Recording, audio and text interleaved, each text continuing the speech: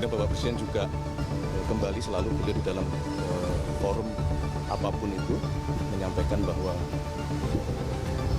intinya kita semua harus bersatu. Jadi beliau tadi juga memberikan penekanan untuk TNI maupun Polri terus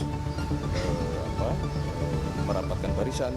Kabar mengejutkan datang dari jantung ibu kota pada 9 Februari 2026 ketika Presiden Prabowo Subianto mendadak mengumpulkan seluruh jenderal bintang dan perwira tinggi dari tubuh TNI dan Polri di Istana Merdeka.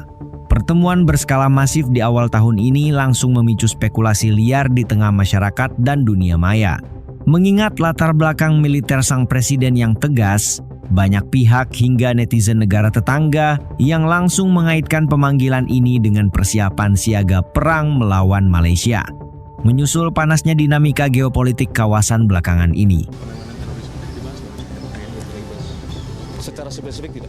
Kalau jelang Ramadan, Perpresnya itu sudah ditandatangani, Perpres pelibatan TNI dalam penanggulangan Di luar pembahasan Rapim tadi. Mas bahas juga nggak sih Mas jelang Ramadan pembahasan ini juga Mas dari TNI Polri itu tadi Secara spesifik arahan dari Bapak Presiden memang di dalam forum tadi tidak secara eksplisit beliau sampaikan, tetapi dalam berbagai forum kami di lintas kementerian dalam rangka persiapan bulan suci Ramadan dan persiapan Lebaran kami terus berkoordinasi dan baik TNI maupun Polri selalu hadir karena bagaimanapun juga saling berkaitan ya. Misalnya dalam hal penanganan kelancaran lalu lintas di situ juga menjadi domain, menjadi tugas teman-teman dari kepolisian. Namun, mari kita luruskan faktanya agar tidak termakan hoaks yang berlebihan.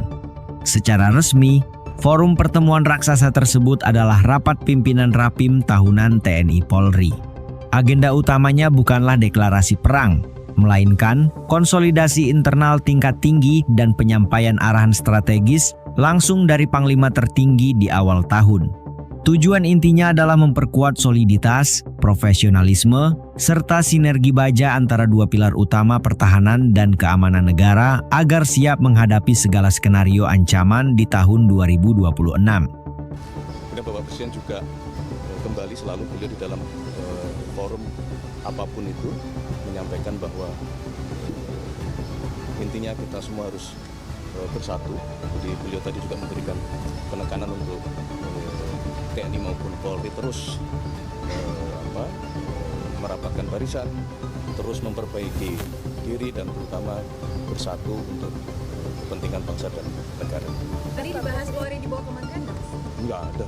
Mas juga tadi katanya akan memberikan reward Mas kepada Polri atau TNI yang memverifikasi kemarin apalagi di saat ini. Iya, Bapak Presiden memang secara khusus tadi juga menyampaikan bahwa meminta kepada pimpinan TNI maupun Polri untuk tidak ragu-ragu, kemudian juga tidak segan-segan untuk memberikan penghargaan kepada anggota TNI maupun anggota Polri yang telah menunjukkan dharma baktinya kepada bangsa dan negara, telah menunjukkan dedikasinya, telah menunjukkan pengabdiannya dalam berbagai bentuk penghargaan tersebut, misalnya dalam hal bentuk kenaikan pangkat ataupun kesempatan untuk mendapatkan kesempatan melaksanakan pendidikan yang lebih tinggi lagi. Spekulasi liar mengenai perang dengan Malaysia ini sebenarnya dipicu oleh bara api lama yang kembali ditiup di kawasan Blok Ambalat Laut Sulawesi.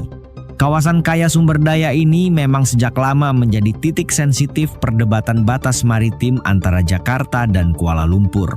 Belakangan beredar narasi bahwa Perdana Menteri Malaysia Anwar Ibrahim sedang mendapat tekanan politik domestik yang berat terkait klaim wilayah tersebut sehingga memunculkan asumsi bahwa Indonesia sedang merespons ancaman militer dari seberang lautan.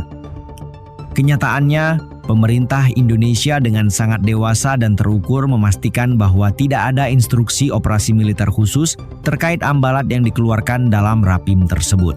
Tentu sebagai Panglima tertinggi TNI maupun Polri, untuk Bapak Presiden memberikan pengarahan-pengarahan untuk bagaimana TNI maupun Polri harus menjadi institusi yang kuat, yang profesional, dan terutama tadi pesan beliau adalah untuk menjadi tentara rakyat dan polisi yang dicintai oleh rakyat gitu.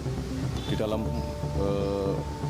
pengarahan beliau tadi juga beliau menyampaikan terima kasih, penghargaan dan apresiasi kepada TNI maupun Polri yang dalam 1 tahun lebih masa kepemimpinan Bapak Presiden Prabowo, TNI maupun Polri terus menjadi garda terdepan di dalam membantu dan mensukseskan seluruh program-program pemerintah yang semua program itu selalu orientasinya adalah untuk kepentingan rakyat, kepentingan bangsa, dan kepentingan negara di atas segala kepentingan pribadi maupun golongan.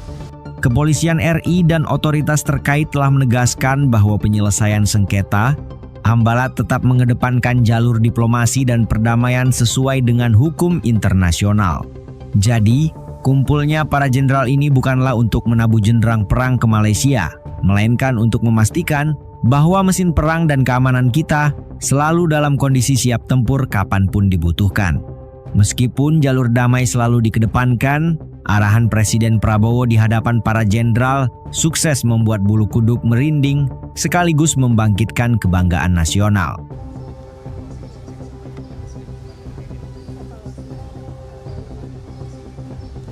Evaluasi tadi kan bagian dari evaluasi. Jadi untuk menjadi TNI yang kuat, yang profesional, yang maju kan bagian juga dari bentuk evaluasinya untuk terus bersatu meningkatkan kepentingan bangsa dan negara dan kepentingan masyarakat.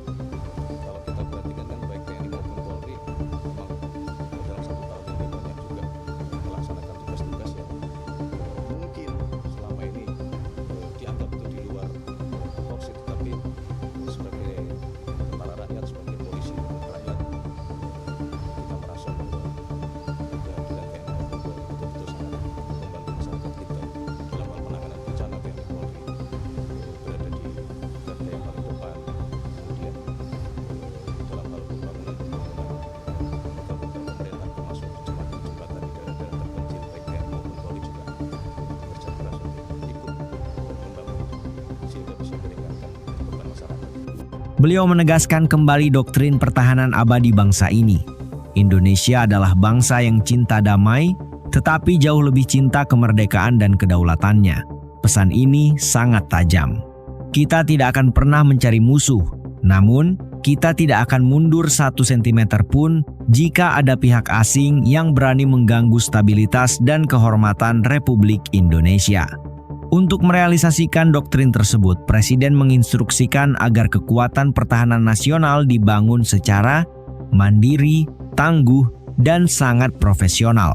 Tujuannya hanya satu, menciptakan tren efek atau efek gentar yang luar biasa.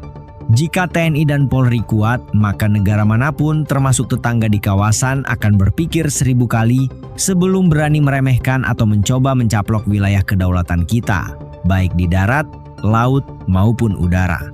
Selain membahas postur pertahanan makro, Rapim ini juga menjadi ajang apresiasi dari kepala negara. Menteri Sekretaris Negara Prasetyo Hadi menyampaikan bahwa kehadiran Presiden adalah untuk memastikan TNI Polri terus menjadi institusi yang proporsional dan dicintai rakyat.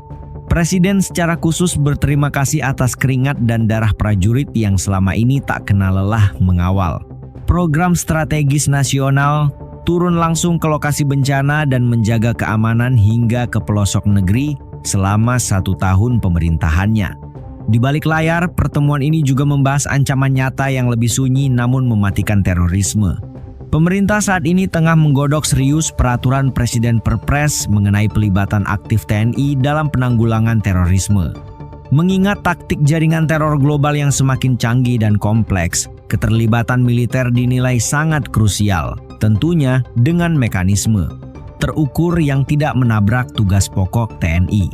Ini membuktikan bahwa radar kewaspadaan negara tidak hanya mengarah keluar batas negara, tapi juga ke dalam. Kesimpulannya, Rapat Pimpinan TNI Polri pada 9 Februari 2026 adalah forum konsolidasi strategis, bukan ajang deklarasi perang perebutan Blok Ambalat. Meski rumor di media sosial sukses bikin tetangga ketar-ketir, Indonesia tetap memegang teguh prinsip diplomasi damai. Namun kesiapsiagaan penuh seluruh jenderal di bawah komando Presiden Prabowo menjadi sinyal keras bagi dunia bahwa kesabaran diplomasi kita selalu di-backup oleh kekuatan militer yang siap menghancurkan setiap ancaman terhadap keutuhan NKRI. Gimana menurut kalian, Sobat Patriot? Apakah kalian setuju dengan gaya diplomasi damai tapi bersenjata lengkap ala Presiden Prabowo ini? Tulis pendapat kalian soal ketegangan di Ambalat di kolom komentar. Jangan lupa like video ini sebagai bentuk dukungan untuk prajurit TNI Polri kita, dan subscribe channel ini biar kalian terus update dengan berita pertahanan yang bikin bangga jadi warga Indonesia merdeka.